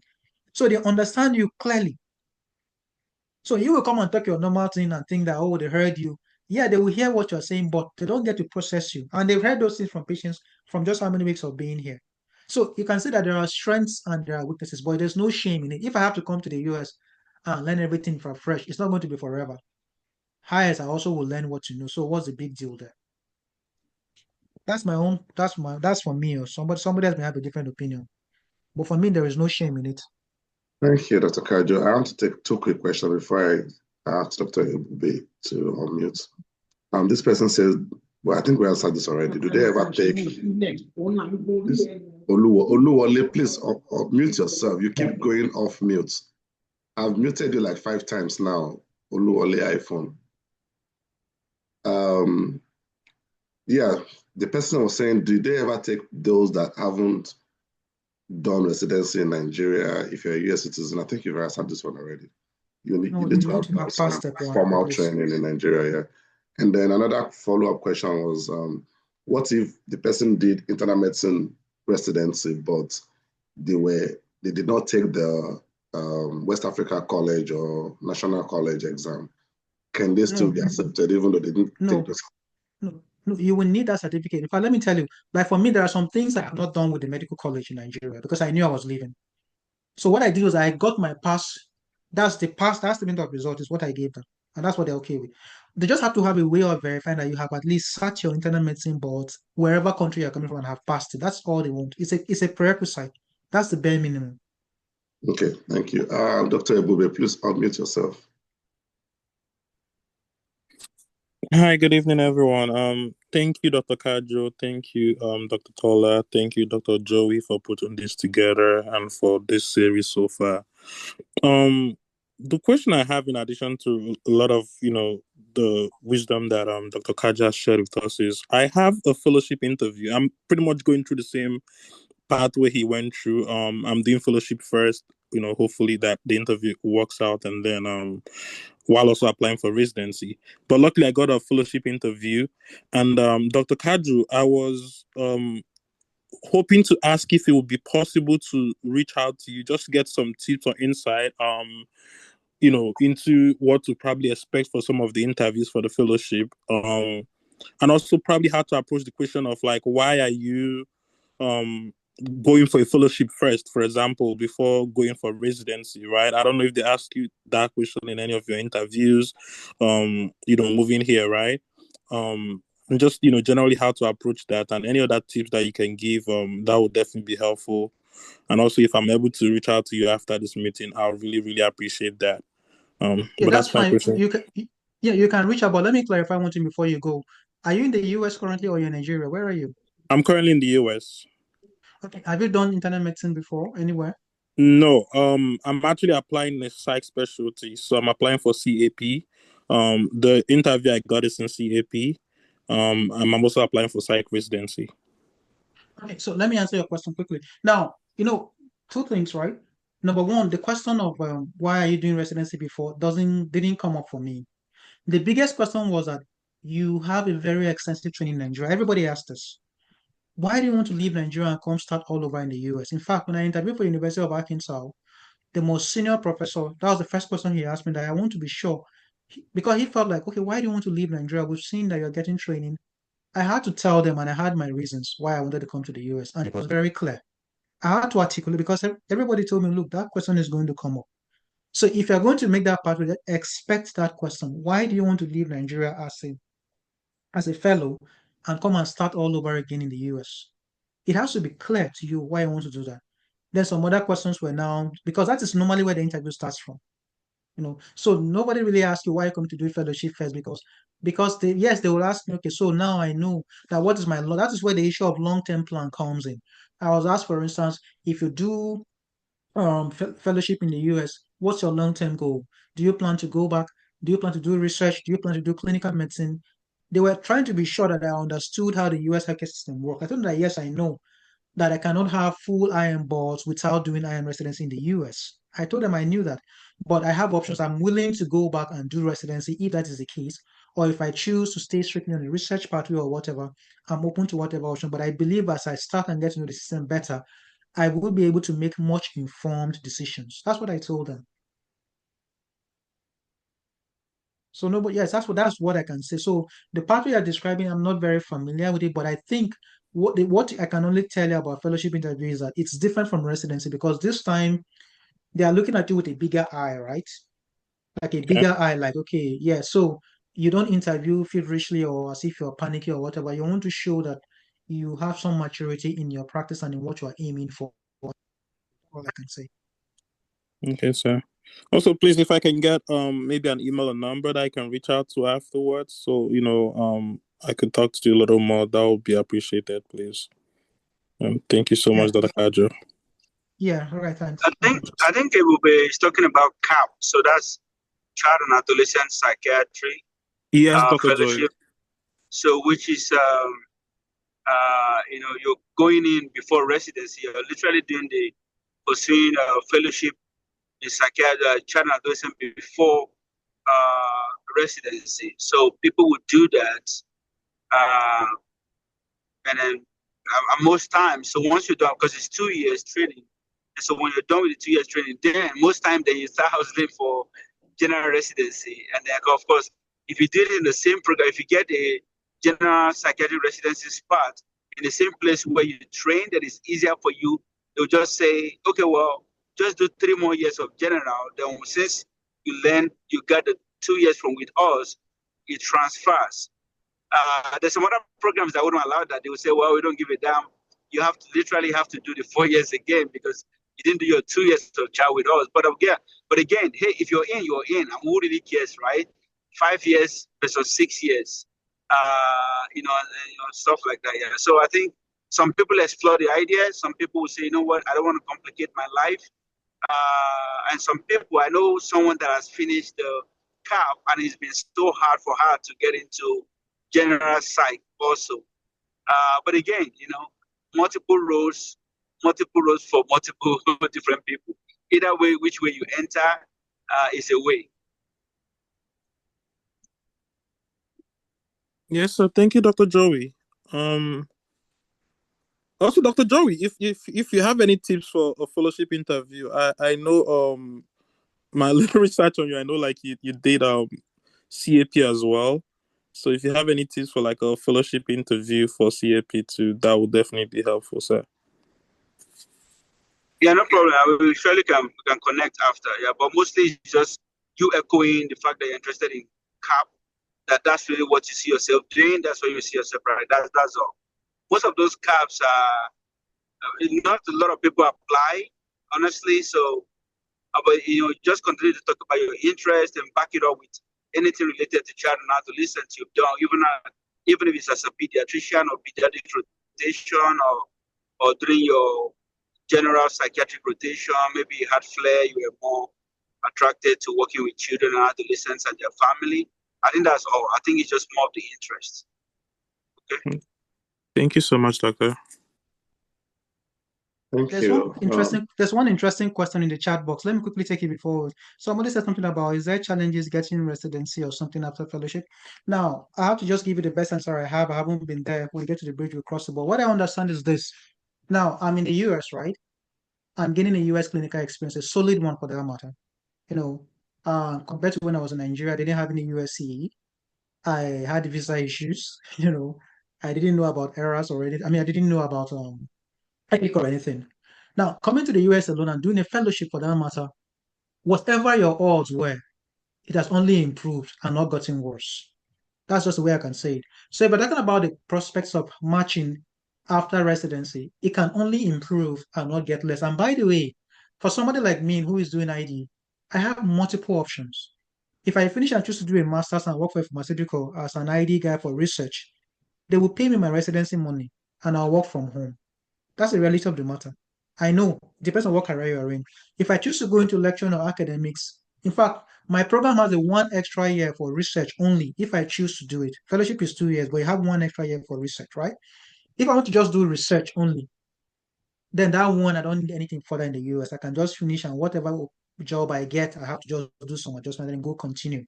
So it's clear. So there are many options. And by the way, some states are talking about carrying people who have done training in other countries. How much more for if they did fellowship in the US? I don't know if you get the sense I'm making. If they are willing to take people from outside who have not had US training, then how much more for you? And like I told you earlier, I even saw that the American Board of Internal Medicine is even considering to allow people who have done some fellowship in the US and who can be able to even take the American Board of Internal Medicine exams to take it. It's still not determined yet, but there are many options. Like I said, doing a fellowship just increases your odds and it doesn't make them less. So would you rather stay at home and wait until you get residency, or will you do fellowship and have experience, have additional training and stuff like that? They won't get the chance to network. So you can answer that for yourself. I don't know what you think. But for me, I think it's a plus, or no matter how you say it. Yeah. Thank you. Dr. Ogechi, please unmute yourself. That you stop screen sharing. Yeah. Yeah, thank you so much for the session today. My question, I asked it in the chat, but I want to add to that because I was asking if they take somebody who already has residency before. And I think you said no, I don't know. So because I have an experience. So there is this program, associate program director that somebody introduced me to, and from one program. So she from one fellowship program. So she asked me to I emailed her and she asked me to send my resume, and I sent. I haven't even done any residency yet. Yes, to be clear on that.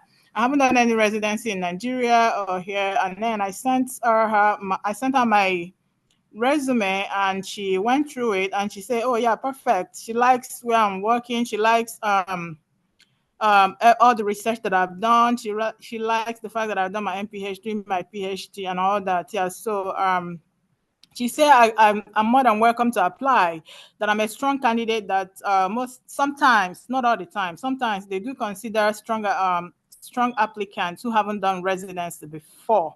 Yeah, so but my question is, I was waiting for my letters of recommendation and I couldn't apply in July. Yeah, so because she asked me to email her once I send in my application, but I couldn't apply in July because I couldn't get my letters of recommendation. So I don't know if it's late to apply now, or should I just wait till it's infectious diseases actually, yeah. So should I just wait till December or next year, or should I go ahead and apply now? And that's my first question. So my second question is, do you happen to know any other fellowship that consider people that haven't done residency yet? I don't know. Yeah, thank you so much. Okay, so to begin with your last question, we mentioned a few earlier. We talked about some of the specialties that I know internal medicine, right? It's going to be endocrinology, infectious diseases, I think geriatrics, then nephrology. So these are the few I know. There may be others out there as well. And Dr. Joey has mentioned some as well, some things in psychiatry, some few things in OBGYN.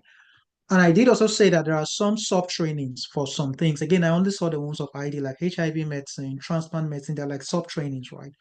Now, so there may be more out there, but this is a good avenue for us to explore what and what's available and then share information. Probably back on the group.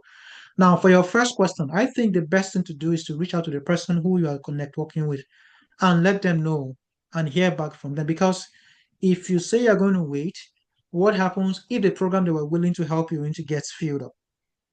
That's number one question. So if you're having any issue and somebody is trying to network for you, the first person you reach out to is that particular person and you let them know. Reach out to her, let her know why you couldn't apply on schedule. If there were issues, you need to let her know. Then ask her, should you go ahead and apply or should you wait for next year? Whatever she tells you, since she's like your best shot, you know, and then close that particular channel. Then if you want to now give a broad shot when things are over, that's when people have applied for fellowship, then you can also do that. You lose nothing, like I said, because you won't pay anything, right? But I wouldn't recommend that you no longer network or reach out to that person back again, then wait to just take a wide shot. Next time, if you reach out to that person for help, they may look at you somehow. That's what I would say. So if you have a connection, I try to always encourage that you maintain it. That's what I would say. So reach out to them, let them know what issues you had for which you couldn't apply on time. Since they were willing to go, that far to even say apply even without residency. But generally, you will need to have had general medicine training. That's a prerequisite. Then be CFMD certified.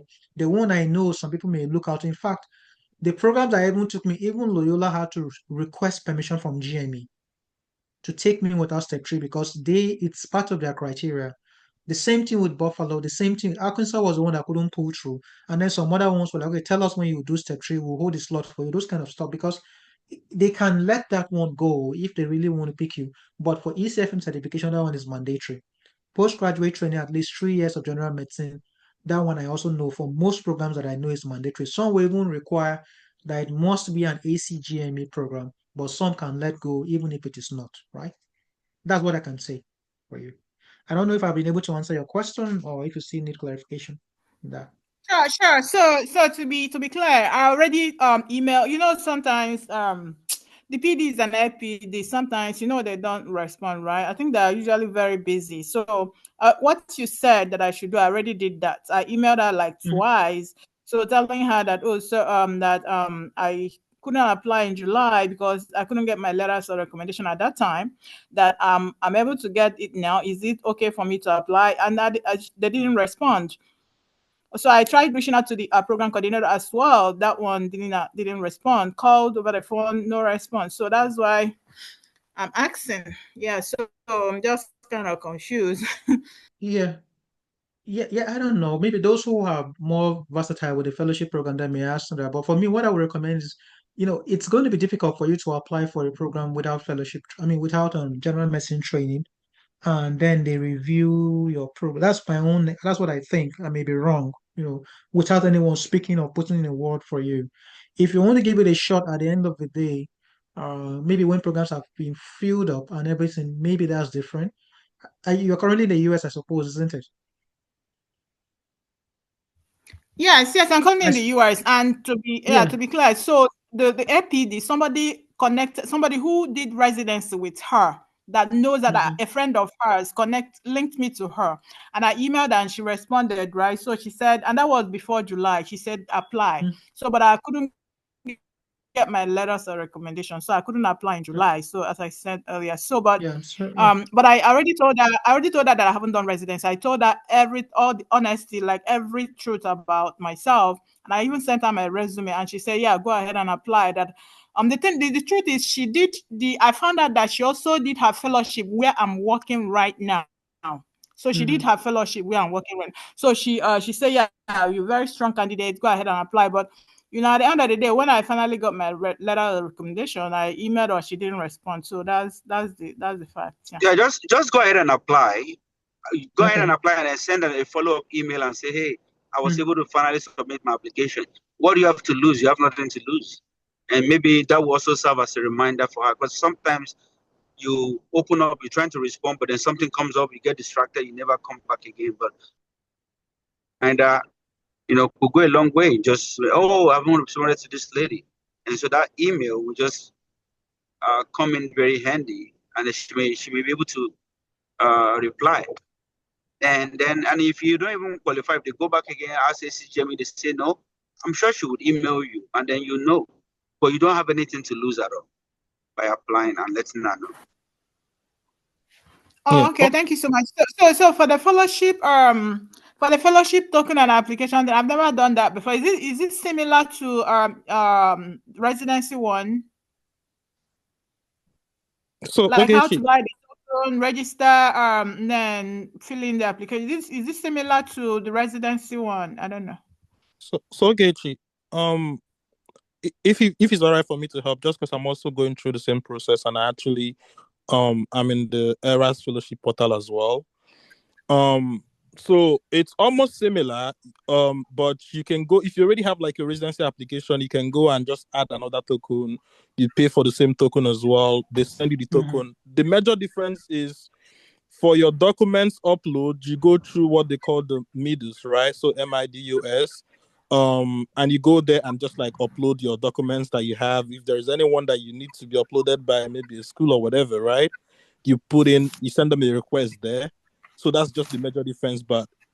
And then also you pretty much have to pay the same amount again that you pay for residency. You pay for like your transcript and all of those things, for like USMLE, and you go through that same process. The other major difference is that fellowship application fees are different from how residency application fees work.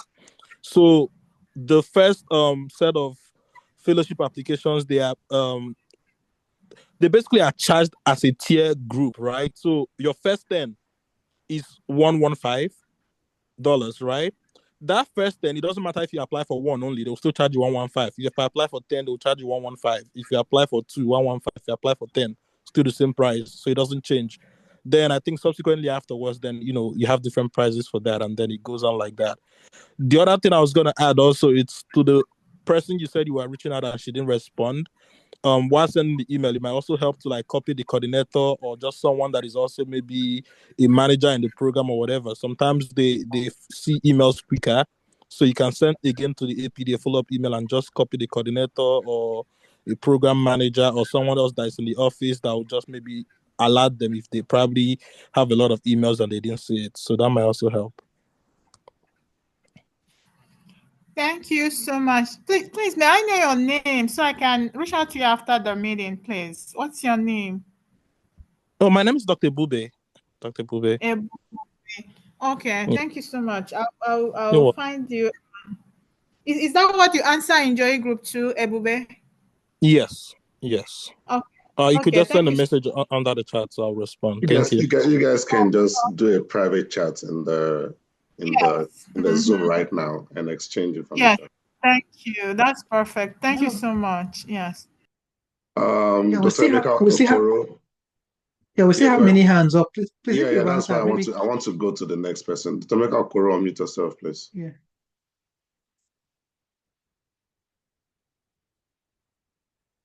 Dr. Okoro, are you still there?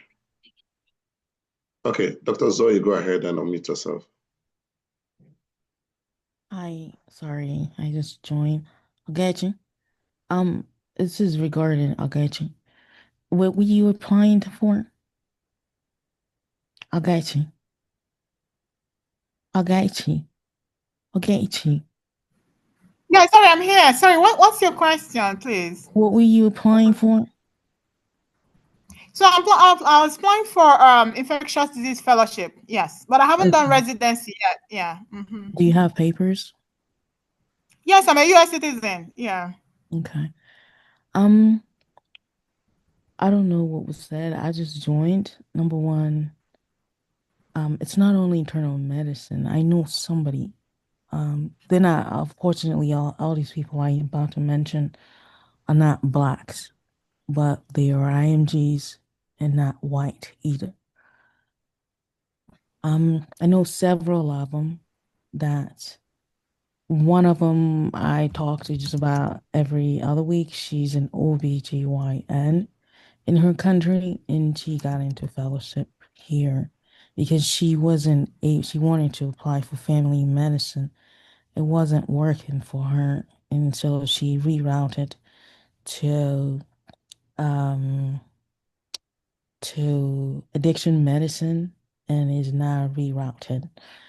I also know plenty of them that did addiction medicine and then went back and did, I don't know if it's like rural, not internal or family medicine, and they couldn't be making over 500.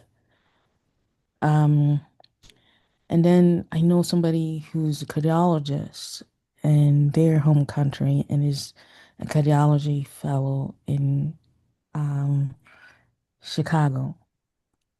And then I know one girl I studied with, she had a hard time getting into residency and she was just feeling it woefully left, right, and center. And she was scoring with a pretty low score. So what she did was to work as program coordinator at Mayo Clinic and then matched into the infectious disease and then into residency. Then from there, she now went on to do internal medicine. I'll get you. I don't know what you wrote in that paper. Now I'm about to address you. When I applied initially to GI, I didn't match. Applied to 2 fellowship programs. Less than 24 hours, both of them replied to me right away. And I didn't have to go for an interview. They wanted me. So I don't know what you wrote in there, but you probably need to be careful what you write. And if you want a quick response, you might need to recraft it. And so it's not just internal medicine that can get you into fellowship. You don't have to be and have some of these I don't know where they are, but I can certainly look into it. But I know several people that got into fellowship without one single fellowship, one single residency in their hometown. Interesting. All right, thank you, Dr. Zoe. That's Okay, another. thank you so much. Yeah, Dr. Zoe. Yeah. Go ahead, Ogechi. Are you done? Okay, Dr. Okoro, I think you are ready. Can you? Yes. Yeah. I was trying to thank her. I'll get back to her. I'll reach out to her at a later time. Thank you so much. Yeah. Okay, Dr. Okoro, please unmute yourself.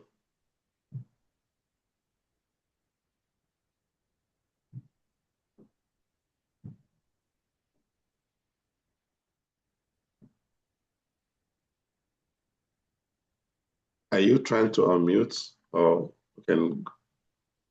we can hear you? I think you're trying to unmute yourself, but we can't hear you, Dr. Okoro.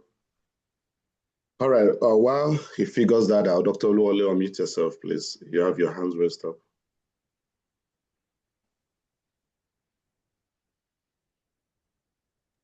So here is my take. I've walked through this path, fellowship path. My strong advice to people is do not apply concurrently on ERAS for both fellowship and residency. Here's the thing. The fellowship result comes out, I think, December through the NRMP. And once you get that, you are locked in. I didn't realize this. I applied for both tracks and I went to NRMP to register for residency. Then I was told, sorry, you can't do that this cycle. 3 interviews in internal medicine, all gone to waste. So like the gentleman said, do the residency application, get the fellowship list for on-field programs afterwards, all right? So if it doesn't work out, your residency thing, because you cannot register for NRMP for both fellowship and residency during the same cycle year. So have that at the back of your mind. So once that is done, If residency doesn't work out, those on-field spots for fellowship, reach out to the programs. All right. You don't need to spend a dime. Just send in applications. And believe me, you're going to get fellowship. So why I'm saying this is I went through this. I did residency interviews, but I couldn't register on NRMP. It was very painful. So please don't go and apply for fellowship right now. Let the cycle be over. I don't know, the people that they match in fellowship, they can avail this platform, the list of on-field programs. Now, if residency doesn't work out for you, you can now follow this fellowship track. So please don't apply for fellowship at this time. And don't go on NRMP, because once you are in NRMP, you are locked in. And all those interviews that you get for internal medicine, they all go to waste. So I just thought I should let you know, as somebody that went through this. Please. Thank you, Dr. Duwale, for that very important clarification. Yeah, can you hear me now? Yeah, Dr. Okoro, 1 second. Yes, we can hear you now.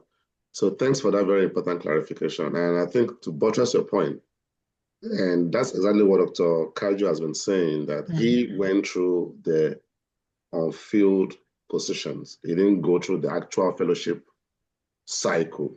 He waited till March came out for fellowship. I think March comes out first week of December. And then he went through the on-field position. So thanks for that clarification. Dr. Okoro, go ahead, please. Yeah, thank you. That was one of the questions I wanted to ask, if it's possible to do both. But thank you for clarifying that. Dr. Kajo, thank you for the discussion. Sorry, I joined late. It's possible you may have discussed what I want to ask about, or maybe someone have asked the question before me. My name is Dr. Koro. I completed residency in June, but I think that was, you probably have not started then. Abene, Esla, and Gimba, them, Udo. I mean, they were my contemporaries. Shehu, your senior was my senior then. Then Mafuka Johnson was my contemporary as well. Right. So Okay. what I want to find out from you, you said that EPIC was your greatest challenge. EPIC is everybody's challenge. So Yeah. But besides EPIC, what are the other key challenges that you think someone who wants to follow this route, especially graduates who have completed residency in Nigeria? Because I have a couple of friends who wants to make a move. When we talk about this fellowship route, the fear is that would they be able to kind of fit into the system and all those stuff, you know? So besides EPIC, Okay. yeah, what Okay. other key Okay, yeah, challenges? great. Yeah, great question. Now, one thing about it is that, first of all, for you to make a decision like this, right, you need to be open to learning. You will learn new things, you will unlearn certain habits. I'll give you an example. You just said it yourself. I believe as a consultant in Nigeria, you wouldn't go to work by 7 a.m., by 6 a.m., right? Now, my PD gets to work by 6 a.m. in the morning every day. She stays 1 hour away from the hospital, so she leaves her house by 5. Work starts 8, but she gets to the hospital by 6, and I can say so because sometimes she picks me up. Now, that's discipline.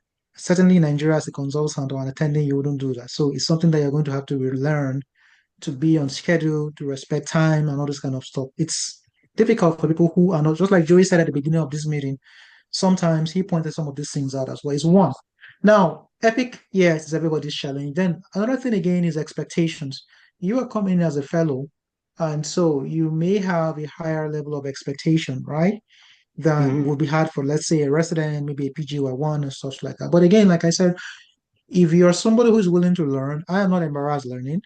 I have never been to the US before I came in here for this program. I've had a very good understanding with my attendants. I let them know what I'm comfortable with and what I'm not comfortable with. I ask them questions. My program is peculiar because And so also is my specialty, which is ID, right? ID has its strengths, depends on wherever you are. We have like geographical distribution of cases.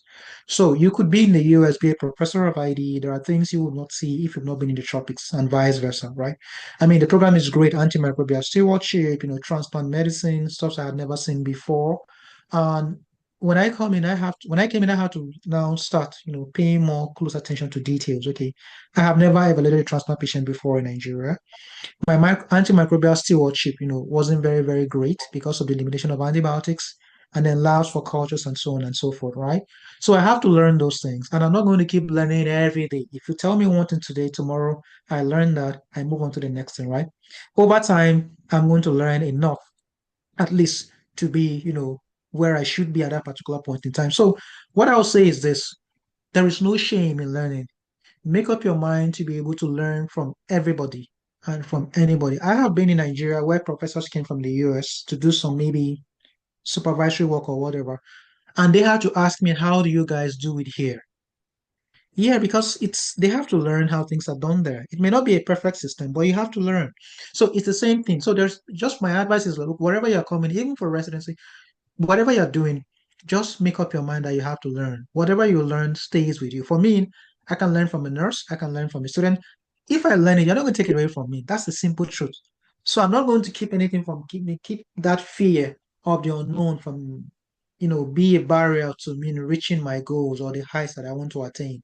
I have goals that I want to attain as an ID clinician, one who is reputable to a particular level of practice. So why will I say my fear of learning will not make me not want to go somewhere? I mean, I don't, yeah. That's just it's going to be my advice. So the challenge is that yes, higher expectation, but be prepared to learn, be prepared to make adjustments, and prepared to work and do your job. Yeah, if you have a system that has a good hand-holding policy, it makes it easier for you to transition and then hit the ground running. Yeah. Okay, thank you very much. I appreciate it. Yeah. Awesome. Dr. Oluwole, do you still have something to say? Your hand is still raised up.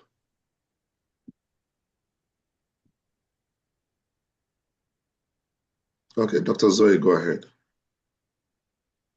I totally agree with you, Dr. Kaja. A few other things I forgot to mention earlier is it's not just the US. I have a friend, one of my close friends that went to the Caribbean with me. She took step 1 and 2 only. 1 and 2. And she's currently finishing her infectious disease fellowship in Canada. She's a Canadian citizen, so it doesn't always have to be only the US. And they're begging her to apply for regular residency. She needs to take the steps or whatever, or I mean Canadian whatever, and apply for it. But even with that, they're offering her jobs. Secondly, fellowship depends on where you match. You might match into Harvard and have a great time. You might match into Yale and have the worst time of your life. I have a friend in Connecticut. She's living the best time of her life. I have a friend in Geisinger. She's having PTSD. So, uh, so I'm just telling you, just pray if you do get in, that's you are welcomed and you do your time and get out. Don't get involved in politics. Just do you and get out. That's all I can. Yeah. And there's a non-GME accredited fellowship one can also apply if you're having a hard time. They're willing to take you, but they're not going to sponsor anything. Yeah. Thank you, Dr. Zoe. So I know we're past the hour, the top of the hour, but there are some important questions here. Let me quickly take them and maybe we can call it tonight. Someone says, can someone apply for addiction medicine? I think that's been answered. Can someone apply for addiction medicine without prior residency? Dr. Zoe addressed that there's somebody doing addiction medicine, so that's been answered. If you do fellowship without residency from your home country or US, can you still be a board certified physician in psychiatry?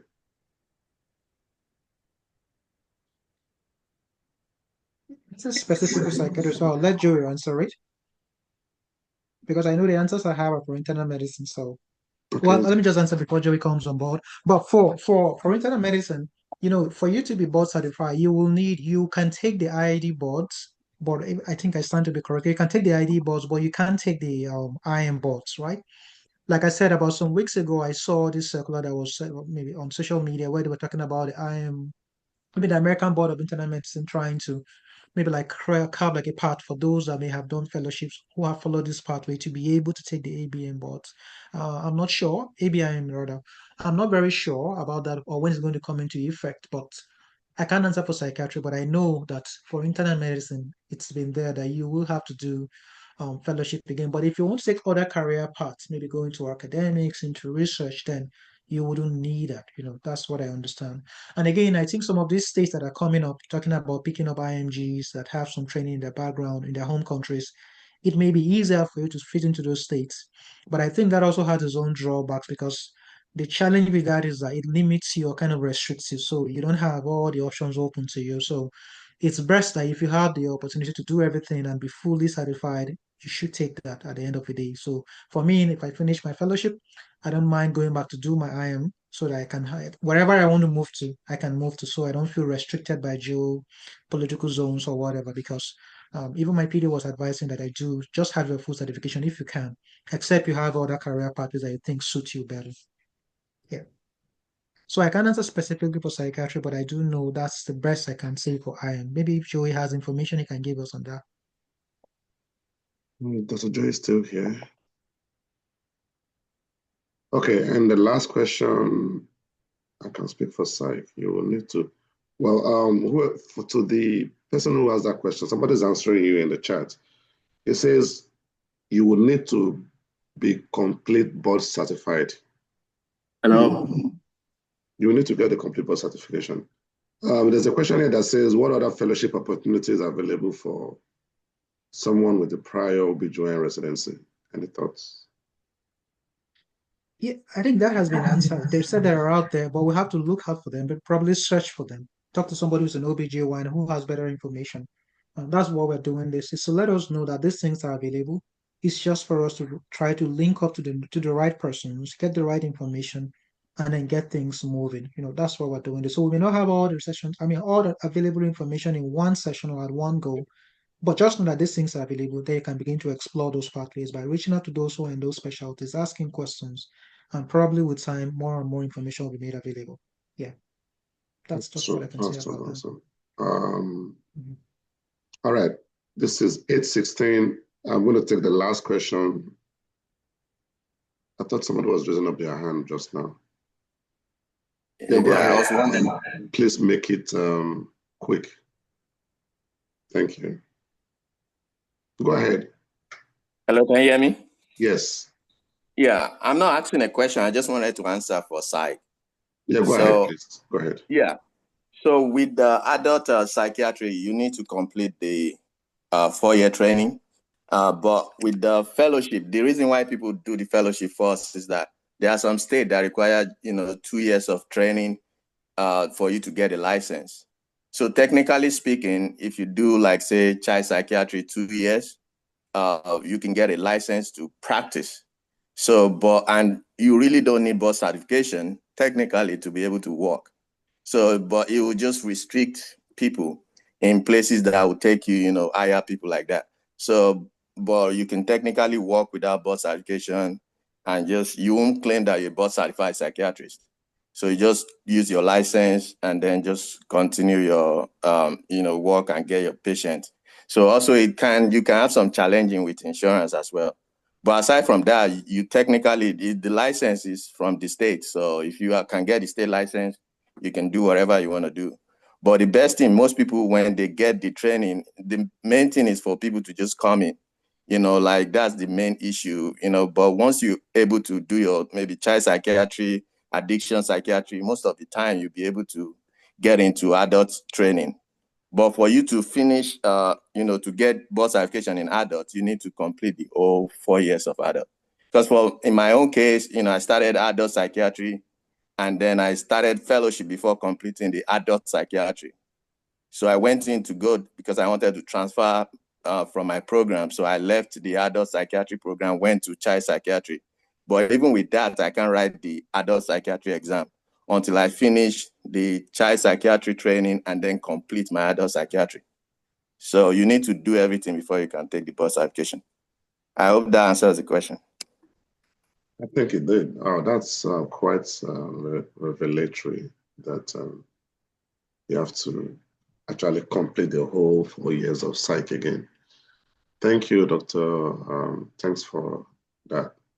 I think that's all the questions we have. One of your students or your boy is hailing you, Dr. Kajo. Dr. Mandang says, I hail you, my boss. That's from Dr. Mandang.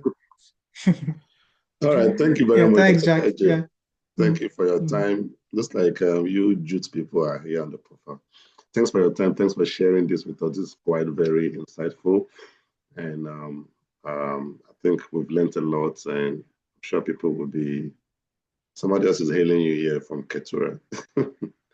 All right, so thanks guys for joining us. It's been a very productive evening, and the recording will be made available and posted on the YouTube link. So for folks who missed the session, hopefully we'll start seeing people adopting this pathway more popularly. All right. In the absence of any final words, I think we can call it a night. And I wish everyone a good rest of your weekend, and we shall meet again next week. Please leave your appreciation for Dr. Kajo in the chat and in the 2 platforms, and then we'll call it a night. Thank you, guys. Yeah, thanks, everyone. Thanks. All right, Thank have you. a good night, everyone. Yeah, thank you. Thank you. Good night. Dr. Kajo. Yeah. Thank you. Thank you so much. Thanks.